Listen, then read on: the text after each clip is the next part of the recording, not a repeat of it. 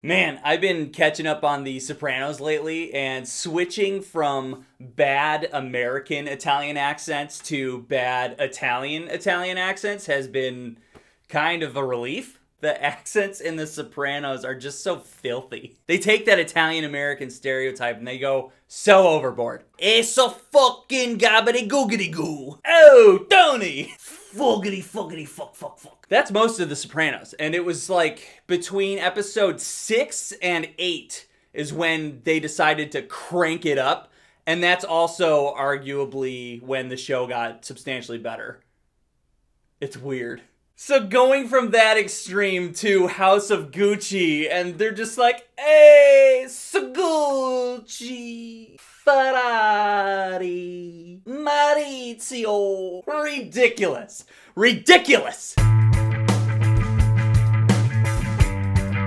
This is the tale of Maurizio and Patrizia Gucci. It documents their lives from the late 70s through like the 90s, I think, as the rich owners of Gucci. And the family drama and the betrayal that comes with all of that. And just a touch of murder. Lady Gaga plays Patrizia Gucci. I'm sorry.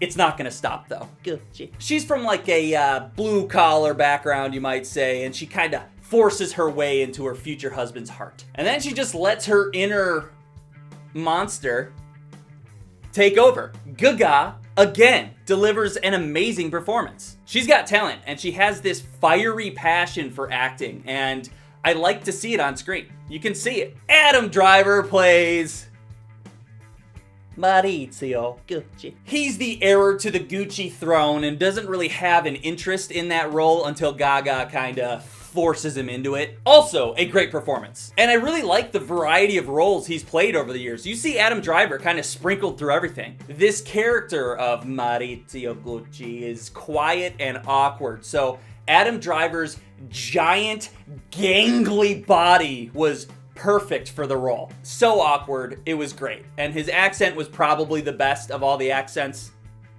No, Pacino had the best one. But Pacino's had years of practice, if you know what I'm saying. Speaking of which, Al Pacino gives the best performance I've seen him do in potentially years. Very good. He's just one of those natural actors, and he just falls right into it, you can tell. It's good to see him brush up on those Italian roots again, if you know what I'm saying. Then you got Jared Leto in another heavy makeup and prosthetics role. As I've said before, he's kind of going toward that Johnny Depp weirdness area where he just likes all this heavy makeup and prosthetics, but I think Jared might be, at this point, better than Johnny. Yeah, I fucking said it. And Jared Leto's character in this movie, he's the cousin of Adam Driver and the son of Al Pacino. He is the all-time rock star of House of Gucci. Every word that comes out of his mouth is hilarious. So basically, he's an idiot, and everyone in the movie acknowledges how big of an idiot he is. And in turn, he dominates every scene he's in. If you told me that this movie is actually a Jared Leto comedy, I'd be like, yeah, for sure it is. Side note, Selma Hayek is in this movie. She plays like a fortune teller gypsy type. Why the fuck is her performance so much better in this than it was in Eternals? House of Gucci is pretty good. I did like it, but it had some issues. I knew nothing about this story beforehand, so I found the movie pretty interesting. If you already know the story of Gucci and what went on there, you might find the movie boring. It is inspired by a true story. Sometimes I think movies like this would be better off as documentaries, but not this one. I think this would be a pretty boring documentary. You need that family drama to play out these scenarios. So movie form is the way to go with this story. The acting, minus the accents, is as good as it could possibly be. The story is intriguing, and I think it's a solid story, but it lingers. This is a 2-hour and 40-minute movie, and I'm not really sure why. I think they could have cut it down to 2 hours, maybe 2:15. It does take its sweet time, but it also leaves out some details that I wanted to know. There's almost nonstop talk about the business and money, but I have no clue, even after the movie,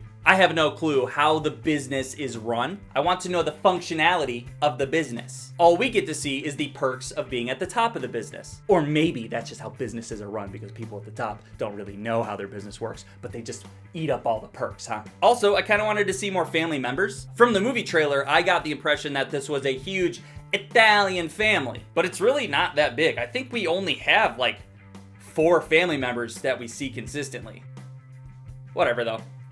That's fine. Something that I needed was more dates along a timeline. We only got a handful of dates throughout the whole movie, and I found myself asking several times, when is this? What year is it? How much time has passed between this event and this event? Does it really matter? What is time? As I said, maybe with the exception of Pacino, all the accents are bad and embellished and just as bad as mine. Adam Driver's was pretty good, but no one was able to maintain a consistent Italian accent for however many minutes they were on the screen. That is distracting and kind of funny. Gotcha. Jeremy Irons has the worst Italian accent maybe I've ever heard. He had such a hard time breaking up the British and the Italian, and he just couldn't do it. Everything else he did was great though. Great actor. The tone of the movie is kind of weird. I wasn't really sure what I was supposed to laugh at, and based on the audience that I was with, no one else did either. So throughout the entire runtime of the movie, somebody was laughing at something.